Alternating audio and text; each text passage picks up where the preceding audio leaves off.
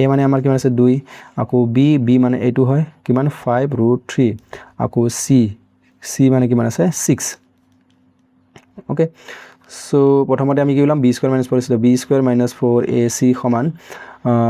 b মানে আছে এইটো তো 5√3 তো এইটো হৈ গ'ল আমাৰ ইয়াৰ স্কয়াৰ b² মাইনাস আকৌ 4 মানে 4 এইটো 4 আকৌ ac a মানে এ ঠাইত আছে 2 পূৰণ আৰু c ঠাইত আছে ইফালে 6 তো এইটো যদি আমি চাওঁ এইটো হ'ব 5 5 গুণ 25 আৰু ইফালে থাকিব আমাৰ 3 আগৰ যেনেকৈ আছিল এনেকৈ তো 5 5 গুণ 3 25 আৰু 3 পূৰণ কৰিলে হ'ব আমাৰ 75 বিয়োগ এইটো হ'ব আমাৰ 4 গুণ 8 আৰু 8 6 গুণ হ'ব আমাৰ 48 ওকে বা এইটো আমাৰ ওপৰৰ 12 6 গুণ 12 12 4 গুণ 48 সো ইয়াত 5 ৰ পৰা তো 8 না যায় 15 ৰ পৰা 8 যাব 15 ৰ পৰা 8 গলে থাকিব 7 এটা আছে 6 6 ৰ পৰা যদি আমি 4 বিয়োগ কৰো তেতিয়া আমাৰ থাকিব 2 তো 27 পালো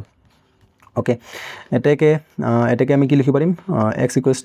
সূত্ৰটো কি হয় -b plus minus √b² - 4ac আৰু তলত হ'ব আমাৰ 2a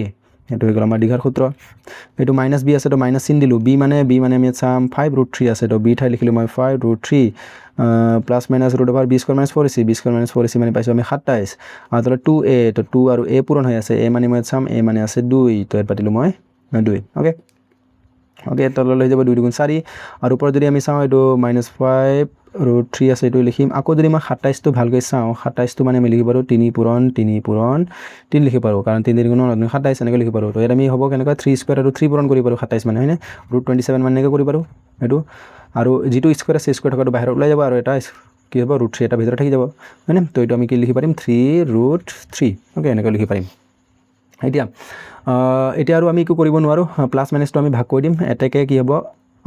x = এটো হৈ যাব -5√3 এবাৰ প্লাস চিন দি লিখিম 3√3 আৰু তলত কিমান আছে 4 আছে 4 দিলো তো আৰু ইফালে এবাৰ আমি এবাৰ মাইনাস কৰিব লাগিব x = আগত আছে আমাৰ -5√3 আৰু এটা মাইনাস চিন দিম আকৌ 3√3 ওকে তো এটো √3 থকা হয় এটো √3 থকা আমি যোগ বিয়োগ কৰি পাৰো ইয়াত 5টা √3 আছে 3টা √3 আছে এটা যোগ চিন আছে এটা বিয়োগ চিন আছে মানে আমি বিয়োগ কৰিব লাগিব 5টা √3 পৰা 3টা √3 বিয়োগ কৰিলে আমাৰ থাকি যাব 2টা √3 আৰু যেটো মাইনাস চিন থকাটো ডাঙৰ আছে তো মাইনাস আৰু তলত আছে আমাৰ 4 তো এটো মই 2 ৰে কাটিব আৰু 2 গুণ 2 তলত কাটিব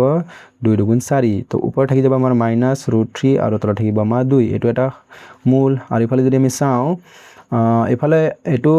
মাইনাস আছে এটো মাইনাস আছে একে চিন থাকিলে যোগ কৰিব লাগে 5টা √3 আৰু ইফালে হৈ গ'ল আমাৰ সৰি তলত 4 আছিল দে 4 টো লিখা নাই মই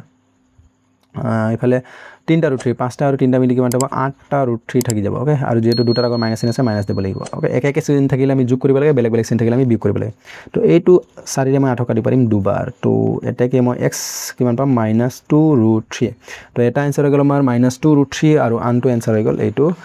-√3/2 তো এইটো হৈ গ'ল আমাৰ ইয়াৰ সমাধান